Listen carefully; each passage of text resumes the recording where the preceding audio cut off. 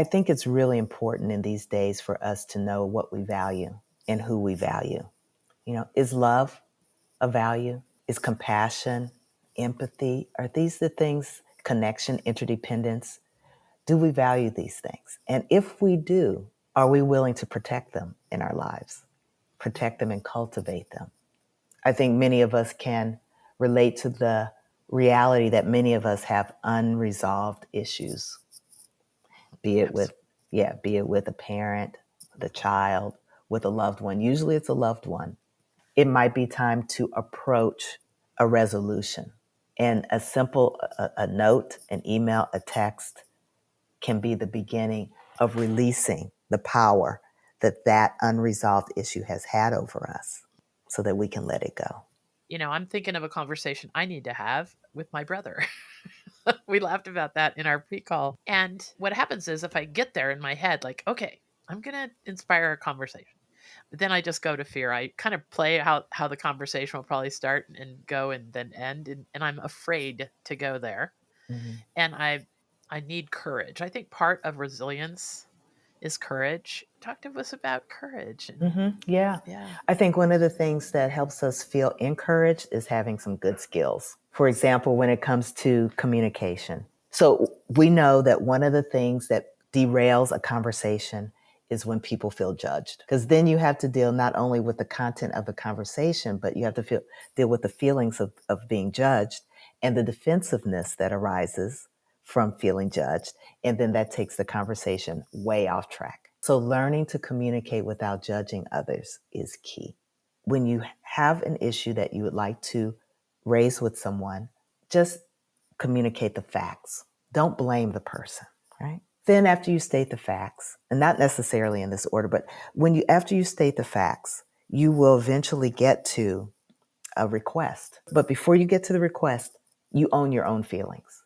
You don't try to say what another person felt, what they meant, right? That's the judgment stuff, right? Oh, I know what you meant when you said blah, blah, blah. No, it's like, okay, these are the facts. This is how I felt. I would like to request that you not do that again. But before making that request, do it with no expectation that the person is going to honor your request.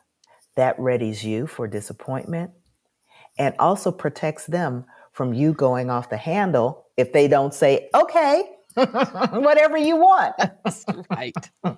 I get it now. Thank you. Yes. Right? But courage, I think, is cultivated when we practice skills and we practice them with different people. They become just natural. And then what do we fear? What is there to fear? That we're not heard? That we didn't get what we wanted? Those are always possibilities. But the worst is I didn't live a life of integrity. Mm-hmm. That's the worst. Okay. So that means not bringing it up at all and just walking around with the burden kind of does leave you not living with integrity. If you're willing to accept all kinds of burdens and not just try to communicate with people, do you think that hurts our sense of integrity? Well, sometimes it's really, there's so much more to it. Is this person really open to engaging? If they're not open to engaging, then don't engage, right? Okay. So that's the first part. Right? Right. Yes. If they're not open. But you won't know if they're open unless you try. Okay. Right. Okay. Is this person incapable, truly incapable of receiving me as a human being?